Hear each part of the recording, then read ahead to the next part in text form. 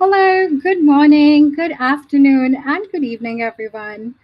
I'm Sudhisha Mehta, your favorite host and SDN ambassador, and welcome to another episode of Community Voices, your bi weekly touchpoint with the SDN community. So, today, tell me where you're joining us from. And also, you know what, before we begin, I'm very curious about the mindset you kind of bring to all these sessions that we're hosting. So, why don't you drop in the chat, like, what mindset are you bringing today? Are you like in midday problem solving mode, or it's already evening and you're in your reflective mode? Or you just have a lot of questions you want to ask, and you're welcome to ask that here in the chat as people come in and join. Share with us where they're joining from. All right. So today we're going to kick off a very special episode with a collaboration with SDN Academy. And, you know, for a second, we're going to dive into not only our conversation, but also look at learning and how learning is reflected in practice. Specifically, today, we're going to look at leadership in the context of leadership. And to be honest, like leadership right now does not really come with a very clear playbook. So we're all like navigating in the dark and in the abstract. And a lot of the things that we have known for so many years and decades about leadership that has formed through study or theory or the pillars that we have are now in such a state of flux. We've actually not seen that before.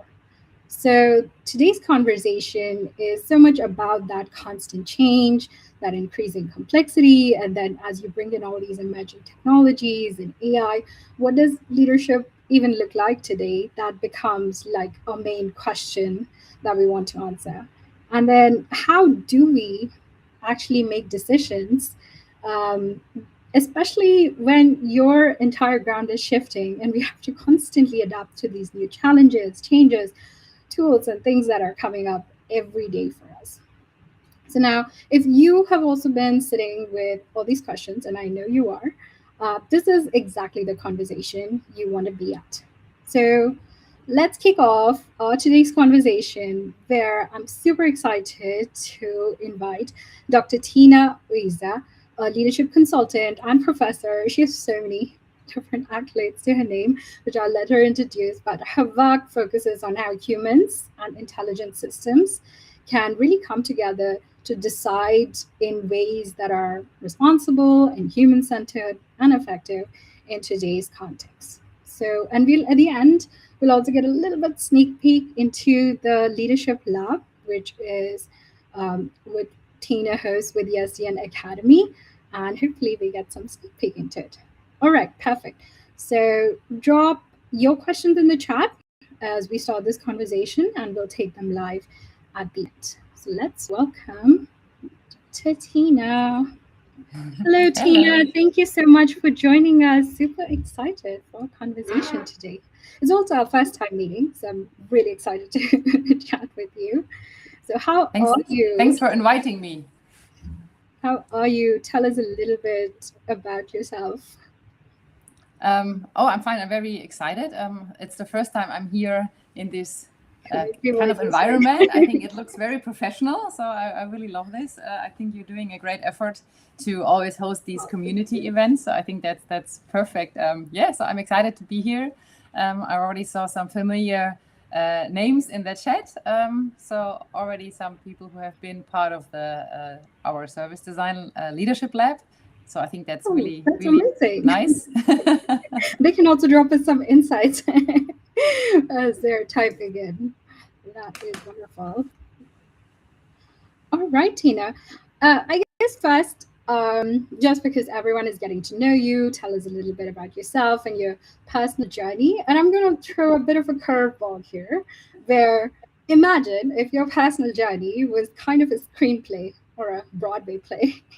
What would be like the defining acts that you've had that have like shaped your career? And which act are you in right now of your life? That's a good question. Thank you for a very interesting question. I mean, I'm one of this, maybe the person who I never wanted to be an actor. So maybe more like a, I don't know. Director.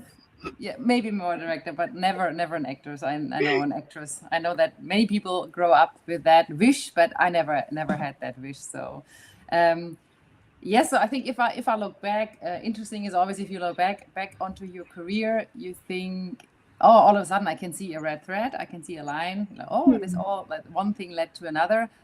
So maybe one thing that connects everything is like, so maybe the topic of my film would be led by curiosity. Oh, led by curiosity. So I kind of started out after studying as an entrepreneur. So we founded our own company and tried to be very innovative or just do the things how they've never been done before, which was quite easy because we didn't know how things were done before. So we just started with this very young, beginning in my early 20s, having a company and going through lots of, growing a company, having lots of people employed. And there, I think I already picked up the topic of leadership because I felt that this is a really difficult thing to, how do you build great teams? How do you work with people? I mean, at the beginning, I treated everybody like in university, like they were all, all kind of friends.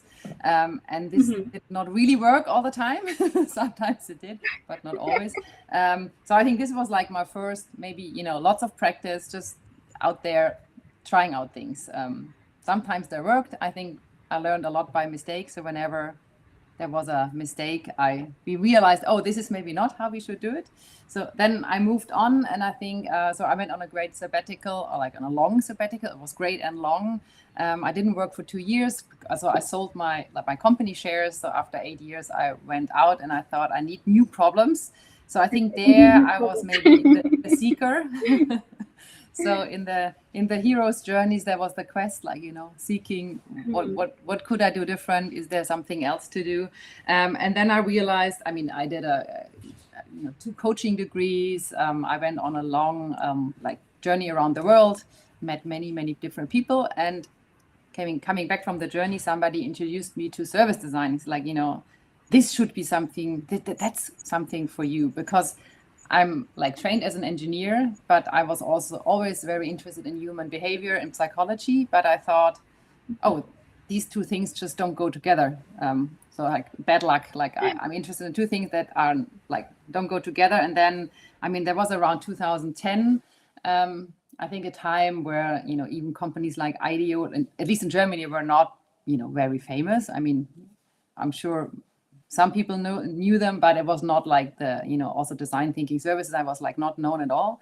And so somebody introduced me to that. And then I kind of got engaged into service design. But I think then I had to do, maybe the topic or the chapter would be learning. Like, I had to go onto a long learning trip to really embrace what is service design all about? How do you do it? Because having the experience of being an entrepreneur, you're always measured by results. So people would tell you, so tell me, what have you done before? So what are the things that have you done that I know, that I know of and that are famous? And then very quickly I realized, oh, if you really want to deliver in service design, depending on what you think the goal should be, you need to, all of a sudden you have like the organization as your material. You have, culture, organizational culture, ways people used to do the things, lots of resistance, and all these, psychological factors came into play. And that was a reason when I decided, so I'm going to do a psychology degree and at the same time really have a service and education. So that was like the learning period. Again, I mean, after already having a successful business. So I think that was also interesting to, go back to really beginner's mind and say, okay, I want to go into a new field. I'm not an expert yet. I have to learn, be humble and start learning again. And I was actually inspired by, in the meantime, now he's a friend, but he also had a very successful career in filmmaking. And he decided he wanted to do something else. And he said, like, look, and I have no idea about this new topic. I'm going to do an internship in New York. And I'm going to tell them please just let me, allow that I can be there.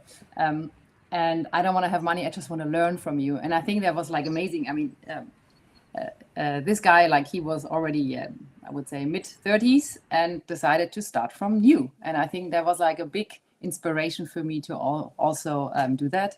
And then after kind of, I would say the learning phase, I also went into academia. I did a PhD in service design. So I think this was like all learning, applying, being a consultant, bringing the dots together. And then 4 years ago, I joined the University of Munich of Applied Science. And there I went to, I'm part of the of MUCDI, that's the Munich Center for Digital Science and AI, which like is an amazing space to be in. So it's actually the AI hub of the whole university. And we have interdisciplinary programs. So I'm leading the computer science and design program. So and that's a very interesting space to be in because it's innovative. It's always, we have to be the bridge builder between like really core technologies, computer science, but also then human behavior. And so I think that's now I'm maybe more a bridge builder in academia, and also still working as a consultant, doing lots of leadership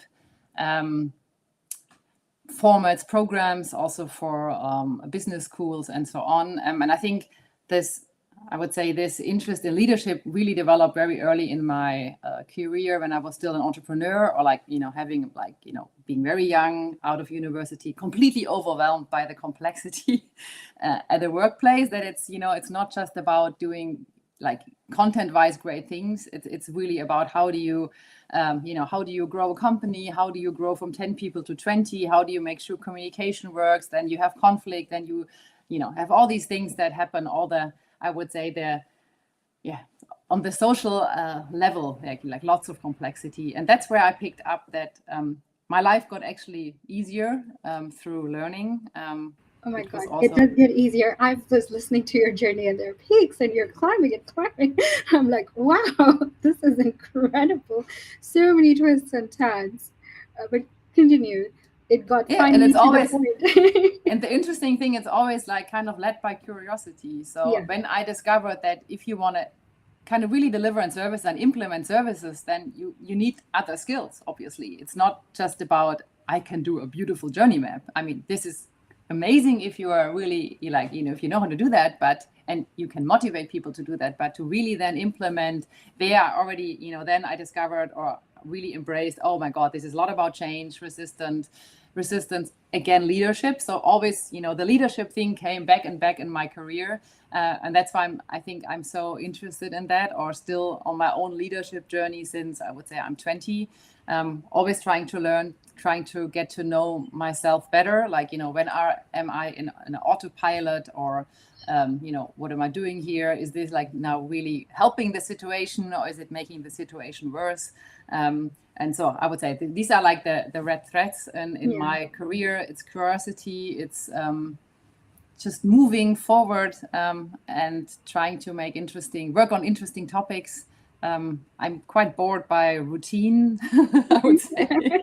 And I always have to make sure that I don't overtake myself. I think I'm sure people in the audience who are always like really motivated by new things, I think that's always one of a pitfall to slow down again, sort yourself, and think, what do I want to do next? That is so true. I resonated so deeply with your journey. I also come from a computer science, like engineering background, and then I went a little bit into business development, then went into design, service design, and now I do more foresight and systems thinking. But I really resonated with your journey about learning, unlearning, and constantly like following this curiosity. I think there's a new term for that now. It's called career zigzaggers and non-linear careers, portfolio careers. So many new terms have come up for that now. And it becomes like a rich set of skills that no curriculum can actually give you, because linear curriculums don't have the kind of capacity it creates to learn these different skills and then build them together, like bridge them together, as you said. Yes, like connecting the dots again. I think Yes, that's the exactly. interesting thing. And if you figure out you're missing some, and that's what, when I discovered service design and implementation, I realized there are really some dots missing. I mean, if you look at service design, the ideation and research, there's so many methods, but then it gets very, thin if it comes to how do you actually implement, how do you work with, how do you engage stakeholders, dealing with all these different power relations and so on. And I think there was obviously there was a blank page. And that's, I think then also it's not only just always, I want to do this. I have to, I need to, I want to understand what's happening here. Because then I think we can, if we understand it, I think it's the same like in service design. We want to understand the problems and the needs, and then we can find a solution. And I think it's the same here. If we lack some tools or some methods, we can't really tackle the things. And that's the same with leadership. So I think I just had a situation yesterday where a colleague of mine completely understood. Just the way he talked, I figured out that for him, leadership is really this bossy alpha. I just want to rule everything. And I was like, no, in my understanding, leadership is something totally different. It's not about this one alpha that just says everything is how I want it. This is not the same. And that was very interesting to see that. There was an engineering that in engineering sometimes, there was a really strict idea what leadership could be. That is so true. Now, you started talking about frameworks and models, and I think it got me also thinking. One of the questions that I have really had a little bit chance to ponder over with a lot of people, and they're asking the same, but are the models and the theories that have kind of supported leadership in the couple of decades, hey, these are some of the model, you have authoritative, you have situational, you have so many types of leadership, right? Are these still relevant in today's context where we're constantly be adaptable, be flexible? Is there any form of leadership that is relevant, or a structure, what do you say, tool, as you mentioned, model? Even if we know a lot of these models, they've been there for quite some time. It doesn't really mean that we know how to do it. I think it's like owning a book versus I know how to do the things that are written in the book. So I think obviously situational leadership is I would say, there are lots of timeless leadership models and approaches. And I think the time now with having this really disruptive new technology like AI, I think it's kind of the call. We were able to practice maybe all these things on the way or in the past years, and now they all come together. Things like learning organization, different leadership styles. Also leading maybe technology, having a completely different interaction or relationship towards technology. So I think it's more I think the more you learn these models, I think it's actually like in sports. If you are a soccer player, you have to learn the technique at the beginning. You have to always go back and learn the techniques. But then in a game, you just have to use everything you know. And then you don't think about, is this now situational, or is it this, or is it that? And I think it's the same here. You learn all these methods and models, and then you just have to look at, have a systemic view of, what would be a very helpful thing to do at the moment, and what not. And I think to always have this, this meta level of reflecting on the situation, what could be a helpful thing to do and what not, depending on how it's called. And I think this is more maybe what happens if you, or why it's important to get to know different approaches, and then it's like cooking, and then maybe you don't need a recipe anymore. You just kind of get an idea. Oh, this is a good thing now, or maybe I should put more salt in, or maybe no salt at all. So I think you have many metaphors. But looking at these things, these models still, I think, it's very helpful, because it's always what I like about science is that it's always a very simple. Models are always a very simple way to try to show reality. But it's just like a very simplified version of it. And then obviously reality gets much more messy and it's much harder. but it's maybe more like you learn it more in the pure way, and then you can adapt it, and then you're kind of really equipped with a toolbox full of things. But it doesn't really matter at the end which kind of tool you use. It's maybe more also the attitude you're in, and or like the mindset you have that you're in, and then you apply these tools, and then they become, I don't know, they are just not so important anymore. Like, is it this or is it that? That is so important. Like always constantly like zooming in and zooming out and looking at the bigger picture, and then knowing where to, like, you have a list of models, you have a list of tools, but knowing where to apply what is super important. And that only you can triangulate based on your personal, as you said, mindset, values, and so many other things also come into place. It's not like a singular 2D thing. There Absolutely, are so yeah. many different dimensions that you consider, even with that, I guess, a small interpretation or practical application of that. What? And I think also maybe one more thing to add. Yeah. I think it's also, I mean, there are like different leadership and management fashions. You know, we have like, you know, we had always certain waves of what is important, and what's not important, or what's now the thing to do. But I think at the end, it's never the one thing. It's never being, you know, a servant leader 100%, or being this or being that.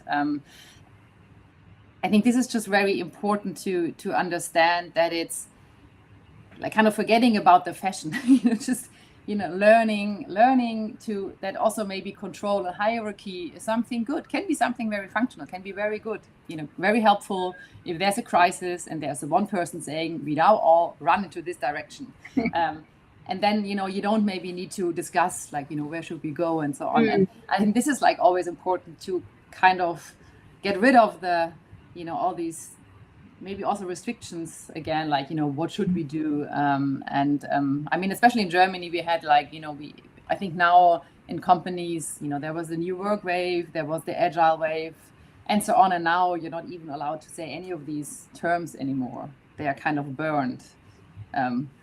Yeah. And I think now at the moment we have like, maybe that's also a relief. They're all, I feel like this is like now all kind of out of the door. But what do we do now? Yeah. What do we do now? That is so true. I love what that says here. She loves that the conversation is around reflection and action, and the requisite of presence in a given Very time. nicely I love put. how she's articulated that. Thank you for summing this up. Amazing. We have so many people joining us today, like from Germany, New York, Brazil, Colombia, oh my, Nigeria. This is incredible. Like, we have a very global audience here. And if your insights about leadership in your own countries, we would love to have them as well. So do share with us your insights in the chat, as you already are. Yeah, let's take the conversation forward. So we talked about leadership in different contexts and models of leadership. Now, I guess I'm going to throw you a bit of an unfair question. What is something about leadership today that we say we understand, but we actually don't? And this could be like unpopular opinion about leadership. It's a very interesting question. I could always, you know, answer with the most loved thing. It depends. The most controversial thing. Yeah. I mean, I think it's maybe what I've already said before. Like, we have these things that always everybody says, like, now, you know, control is completely out. You know, nobody wants control anymore, and nobody wants to have hierarchies. And maybe that's something that it's not like we can have a, you know, this easy notebook, this easy handbook, and then, you know, that's how we do it. So I think at the end, maybe you have to find your own authentic way of leading. And I think that's, at the end, it doesn't really matter how all the other people are doing that. Maybe even if you inspire like one leader, say, oh my God, he or she's doing this so great, and I love how she does it. You have to find your own, you have to find your own approach. And that is through exposing yourself, through reflecting, through getting to know yourself. And it is something we can learn. I just had a conversation yesterday with someone who's like, yeah, but you can't learn this. Like, oh, of course you can learn this. It's like you can build up knowledge. You can learn to look at the situation and reflect, analyze the situation. And so I think it's really your own piece of work. It's your own effort to find your authentic. I mean, in Germany, we have such a nice word for this. It's called Haltung. Haltung means like it's attitude, but it's more kind of, Halt means like you're holding on something. So if you have your own attitude, you kind of, you feel stable. So I think this is like really interesting. So you find your stable ground because, you get to know each other, your values, what motivates you, where you're heading to. And then I think everything gets easier because you feel stable. And then you're not so, maybe also not so overwhelmed by new situations because you have some grounding. Yeah, that is definitely like, it reminds me of, I guess, something that was there for me, leadership styles. Like you have to figure out your own leadership style, just like you figure out your pass me fashion and style, like how you carry yourself as a leader and what you want to project. Um, so I'm curious, like for you personally, when you were developing your leadership style, what was something that you did that helped you bring out that, or helped you see, hey, this is my style and I know I resonate with this completely? I think one important thing that I learned is never finished. I mean, you're constantly kind of on this trip, on this journey. That's why I called it also the leadership lab, the leadership journey. I think this is constantly shifting and moving and developing. So it's not something static. It's something that you have, because you will have to face new situations. Now this whole AI entering our teams, our workplaces. It's a new situation that 3 years ago we didn't have such a situation, and that's why I think this is just kind of getting more confidence through the years because some theory, you have lots of experience and practice. Maybe you can start to reflect if things, you always know if things go wrong because then you have lots of work. Just like the atmosphere maybe gets like, is getting worse.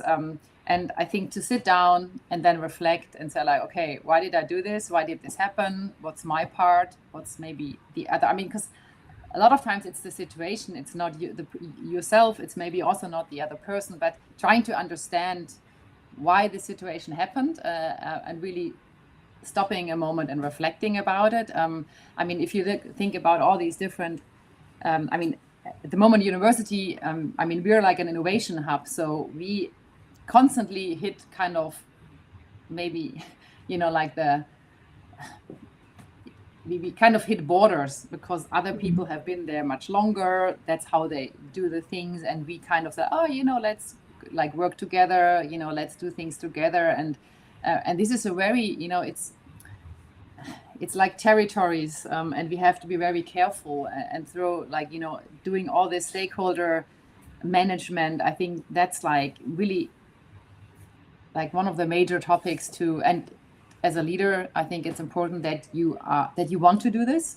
If you don't want to deal with these things, you just want to be, I just want to be left alone and read my books and, work on my computer.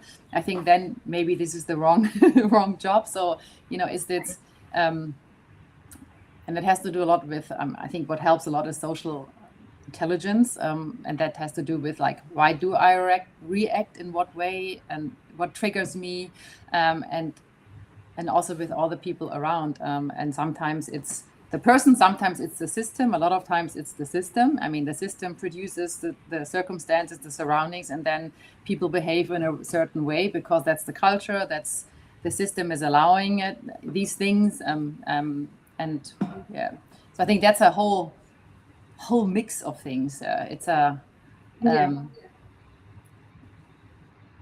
yeah, it's so much situational. Though when I think about it, okay, you have a leadership style, but you might be a different kind of leader in company A, organization A versus organization B. Or if you're working with a nonprofit, your style will evolve also based on the people you're surrounded by, the organizational policies you have, the structure you have, what kind of frictions the organization has that you have to overcome. So it's Mhm. dependent on so many, and there's also the external political climate. We're not even talking about that right now. So just thinking about the immediate things that surround a person that can influence them, that would definitely change. So you would have like a base, and then all of these sit on top, and then it evolves every Mhm. place you go, every different context that you're in. And I think especially service design is really leading in complexity. Mhm. Usually you cannot do service like this. You can't design your services within one department properly. You need the other departments, so you need very horizontal processes. You have to redesign them, and we're in the middle of this, of this tension and lots of political issues, within an organization. And so I think it's actually, I always call it in the leadership level, I always call it, it's like the master level. It's kind of, you have to start with the master level because it's not, you have like just a little control. It's maybe your team or your Yeah. teams, or maybe your little, if depending on how big your department is, but all the others you don't have, it's not under your control. So you constantly have to, are like a minister of inner affairs, and try to figure out like, who do I have to talk to, who is important, who's the sponsor, is our project losing priority, and why is it losing priority, and how is it connected to strategy. So I think actually leading in service design is a really complex, it's a very complex task. It's not easy, because we are in the middle of all these different departments, have to bridge the silos. And so I think actually we are very well prepared already for the whole AI transformation as well, because there it's the same. You have to the chance, or maybe you have to do it.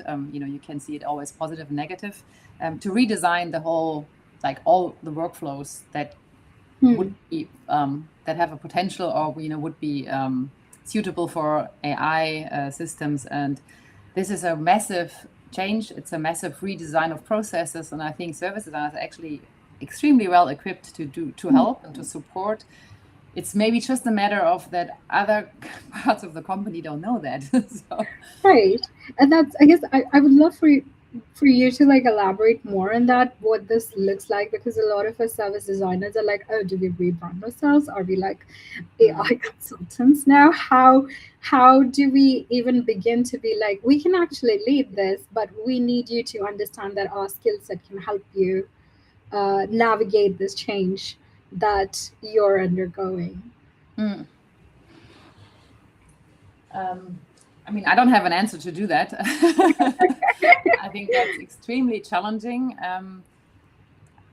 I think that maybe the good thing is, or the bad thing is, that service designers have been always in the position to sell themselves, to sell their services, unless you are maybe in the comfortable situation that you have C-level that completely understands and embraces, oh, this is like a very important way of doing. Unfortunately, always in the courses, or in like also in my consulting life, I realized that it's rarely like this, that there is like full green light and Yeah, everybody's just like, everyone understands, and we can actually start, and they're okay with the abstraction. Usually, it's a lot of, we need to first get them comfortable and yes. acquainted even with the new Mhm. processes, right? So, And so I think my only advice, or that's what we do a lot, is like to really start pilot projects and make a proof of concept. That also, if you think of now, all the companies produce millions of use cases. That's where we could use Gen AI, but hardly any of the companies that I have been in contact with really redesign all the processes. They don't. It's like doing user journey maps for how is it at the moment, and how could we now, using, if we understand, or at least have a little bit of an understanding what we could do with Gen AI, what is the potential, where could we apply it, and then we can redesign the whole thing. I think we are back to the situation. I know was this old saying, a digital process is not a PDF. Especially in public service, it's like, oh, you can send it in as a PDF. No, that doesn't mean now that this is an end-to-end digital process. yeah. And it's the same. We don't know yet. So I think at the moment we're maybe in this position where we try to make PDFs and they're like, oh, now this is now AI. And I think we don't know at the moment. We can't really foresee what the potential could be, because I mean, we're all still trying to grasp this really, massive new technology that can do many, many things, can do lots of harm.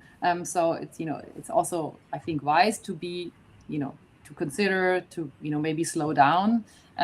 But there is a massive need for redesigning processes, for understanding how processes are at the moment, how workflows are at the moment in organizations. And not only, I think before it was like more the innovation department, IT department, and now it can affect every single department. So this is like for lots of organizations, it's really upside down. You can now, I mean, do we still need an org chart? Or will everything be connected? Then the knowledge will flow. But if you look at organizations, especially like large corporations, if you have knowledge, you have power. Would you want to give up this power? Of course not. This is what I know. So I will not feed this into maybe AI, give it to AI agents or let them approach it. So, and I think but to rethink these processes, I think that's exactly the work that service designers have been doing in the digital transformation. And already doing that, we realized digital transformation is a social transformation. And AI transformation, it's not only about the technology, it is so much more about, again, it's a social transformation. And just looking at this through like the glasses of an AI engineer doesn't really help. Because you need to bring everybody along. I mean, to teach people how to use these systems, how to make these systems learn, how to make them get better, how to set them up. And I think to map these processes is it's a huge task. And to try to make pilot projects where you can prove, involve us, let us, redesign these processes and innovate then, how can we do it in a new way? What would be a better idea? So I think it feels like maybe 2010 or something like this when, service design, at least in Germany, picked up quite a lot. And there everybody would redesign, start to make big journey maps. And so in the pilots that I'm running, and also the companies that I consult, we use something we redesigned a blueprint to an AI blueprint and have a big layer, the governance layer, where we say, and how do we have always the humans in the loop? And because that's the very important thing.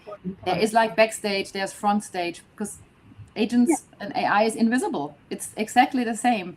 It's just another type of, we have another type of technology. It's not just the app. It's not just an email and so on. It's really a possibility to redesign everything. And I think that is such a big opportunity for service design.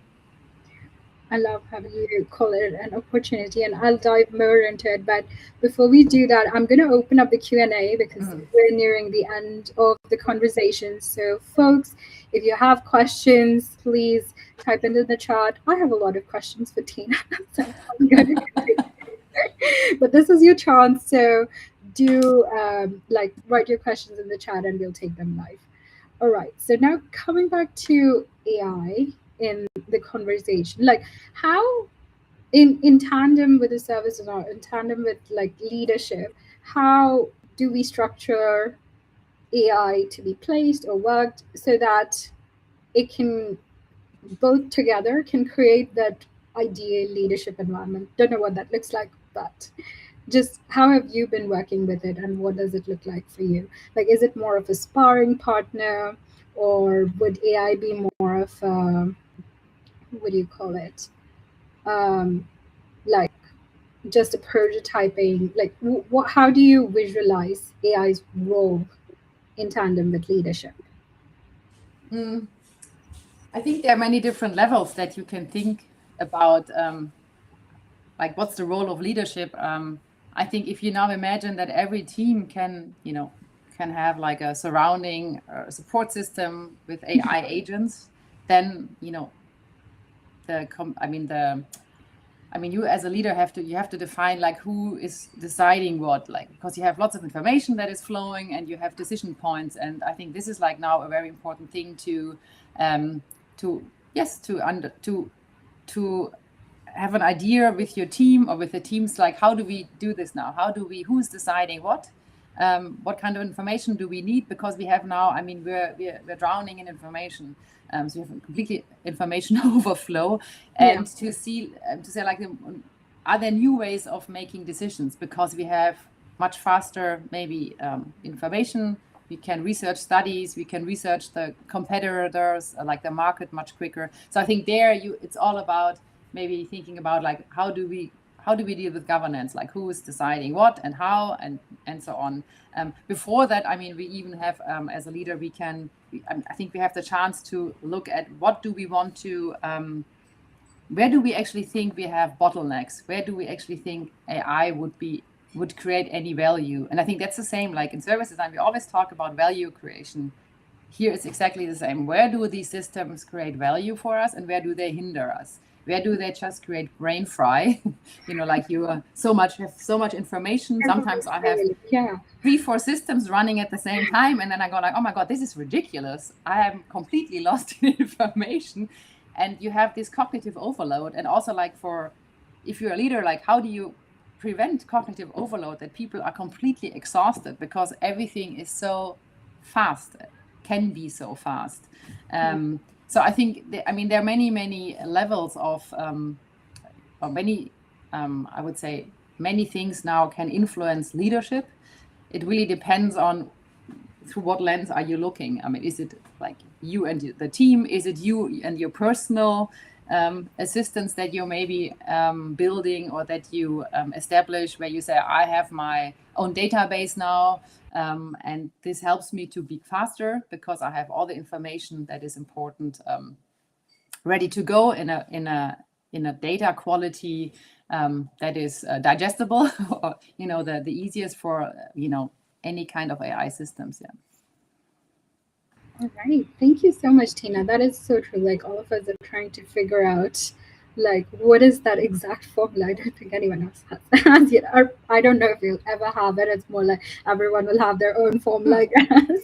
But as Lena actually mentioned in the chat that she works with Salesforce Experience Services, and they have also been working in creating that smooth relation between company agents and customer journeys, and she reaffirms that it is definitely challenging.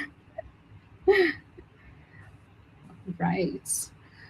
All right. As we come to the end of the session, Tina, now I have a quick request for you, which is, can you give us a little bit of sneak peek into the Leadership Lab? Because I know you're hosting it on 29th, starting 29th April, and so many of us would like to know about it, as we are also on the journey of developing our leadership skills and learning what it looks like, what is leading in the age of AI. So tell us a bit about that.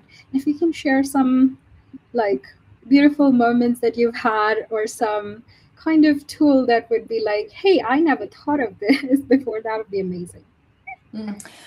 I mean, maybe I can describe it more like in a metaphor. I think this leadership lab, I mean, we have these different sessions. I mean, we concentrate on leading yourself, leading teams, leading the organization, or like the change in organization, which, as I think all agree, it's a social transformation. So there's lots of needs for change. And then we have leading AI. I mean, leading AI, I think, is like, it's omnipresent. It affects everything. So we will look at, we will use AI as a lens for all the different things that we can do, being a leader, that, figure out like where can AI really support us. And I think I'm offering in this leadership lab all the things that I've picked up and learned on my way that were really helpful for me. So this is like really practice based, but then also, we have the theories. I provide the theories behind. So this is not just like, oh, Tina experienced that, but it's really, oh, this is the theory behind. And so I think it's maybe getting it like a torch where you can light into different things. And I think these were always the beautiful moments in the lab, because we meet a couple of times, and in between, there maybe 2 or 3 or 4 weeks, and then the participants go out and, have their, experience at their workplace. And then they go back, oh, now I looked at this in a different way, and I found, an easy solution, for example, or now I realized, oh, now I know why this is so difficult.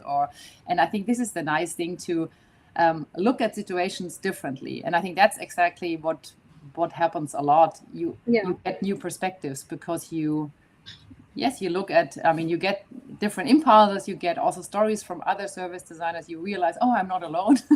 This is actually a challenge, or maybe you find similar challenges. So we also do lots of sessions where you are just the one-on-one with each other, and then you learn something about other companies, maybe another culture as well, organizational culture. And I think that's just very enriching to pick up lots of things also from other participants, not only from like theory or then experience. And I think altogether, it's always like learning, applying, research, learning, applying, like a service design. So, and this is the offer, and always the nice, I would say for me, very rewarding to be part of this. And and also participants say, yeah, this was now was easier, and now I feel just better equipped and not so overwhelmed maybe anymore, or I know now what to do next, and so on. So I think there are many beautiful things happening if you embark on a journey like that. Yeah. And for all our audience, if you're in the messy middle of trying to figure out, hey, where is my career headed? I want to lead, but I don't know what I want to lead. Sometimes you just have that basic questions or how I should be leading. I think this is the perfect place for you to come together under the guidance of Tina, SDN Academy, and also like your peers to together figure out where you're headed and build your own style. And yeah, you have a lot of modules. I know that you also spoke about like thinking about it from an individual perspective, then thinking about it as a team, and maybe as a broader organization, as a system. So you're already thinking in layers, and you really try to understand your own mentored where you're headed in your leadership journey. And because you all join Community Voices, we have a little gift for you, which is like 15% off on the course. It's only valid for 48 hours. So this is your Community Voices special gift. Tina, what has been like the most, I guess, aha moment for you when you know that, hey, this person has been confused in their journey in the lab, but now they've figured it out? Like, is there a mindset shift? Is there something that happens that you're like, okay, this person's got it? I think it's maybe more, if there was like were moments of like this, I think it's maybe a little bit like in research, you investigate a challenge, and then you're, oh, now I maybe understand, because I better understand like how are things connected. So maybe you see underlying patterns, or maybe you just have just got an impulse by someone in the course to say, oh, I want to do this differently, and then you try it out, and then I mean there are also certain rules, I think, like gravity things, if you do them, they won't work. And opposite, I mean, it's I would say never so linear. It's not like you do this and then this happens, but you can try out things. And I think that's the nice thing too. We also have something that's called the case study lab, like case study, where participant brings in a real challenge, and then the whole group is giving as a present their perspectives. So it's not about being, oh, you should do this. It's more like, oh, in my point of view, maybe I've tried this in the past and this worked, or maybe you could try this. So it's more like really looking at a situation, and then you collect different perspectives, and then it's so you have insights, some insights, and then you can try to use them. And I think it's always like this. It's not so. I mean, there's never just this one answer, because we deal with humans, and it's not, humans are not machines. So it's not like just finding the on button. You can just try to nudge, maybe you can try to influence, like in a positive way, or you can change this, just change how you do things, how you approach it. And I think that's always nice if you're like, oh, I've tried this, didn't work. I've tried that. Oh, and this actually, worked. So, and to embrace also that it's not the easy answer, and it's not, oh, I just have to find the one recipe. True. Talking about case study, so we're coming to the end. I have just two more questions for you. We have a question from Niku, who talks about, we strongly believe in the value to bring digital transformation. However, key stakeholders who need to recognize this impact are C-suite level executives. And we were talking about this like a question back. How can we effectively communicate and demonstrate the value of service design to them, specifically when the role itself is not always clear and clearly understood or well defined? And I think it's a challenge all of us face. So it's super important to get this. Mm. I mean, I also think that it's not like an easy thing. Oh, you should do this, and then everything runs. What's working very good, or is if you build up an internal community and you find maybe you have presentations prepared, or also like elevator pitch where you say, this is like a proof of concept. We've did this project and that was the outcome, and that was very, very helpful for the organization in terms of, you have some results. So I think to focus on to know what has a value in your organization. So every organization has different things that are highly valued and others that are not. And if you understand the language of your organization, and you know how things have to be communicated, that they resonate, I think to figure out how to do that is like interesting. It's very crucial, and I'm sure there are people within your organization who know how to do that.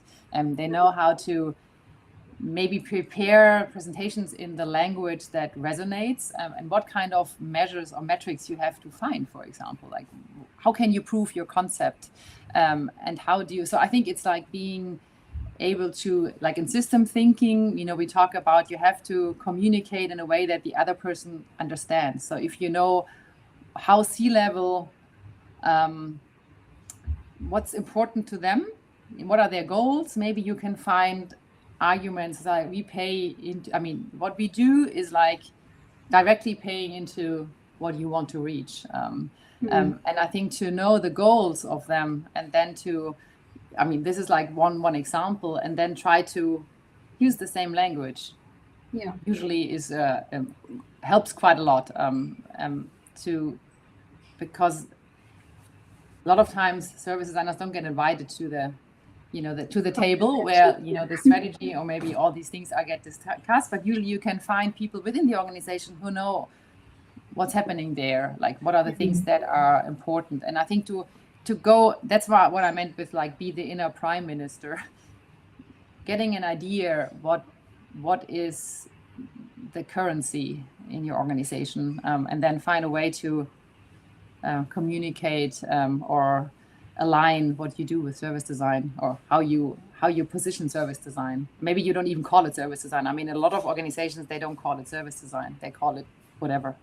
Yeah, they call it, I know two terms. One is digital transformation, organizational change. That comes up a lot for them, because they do want service design, but yeah, when they listen design, they only think of visual, like they think of more traditional design. So thank you, Niku. That was a very interesting question, something that all of us have been grappling with. Appreciate that. I mean, talking about user, loyalty, less complaints, and so on. I think it always, figuring out like what is like where are the pains, again, like a research, what are the pains of maybe the C-level, what are the biggest challenges they have, and then try to find ways how service design can support. I think that's also a very, very helpful thing to do. I love how she has summarized that. What I take away from this is to customize and personalize for each client what we have or what the organizations we're part of. So yes, perfectly. You got the message right. Thank you for summarizing that. All right. Now to end our conversation, the last question for you, Tina, is what is a question you wish more people asked you, but no one asks you? Oh my God. Like the meta question. You've been dying to answer this, but you're like, why does no one ask me that?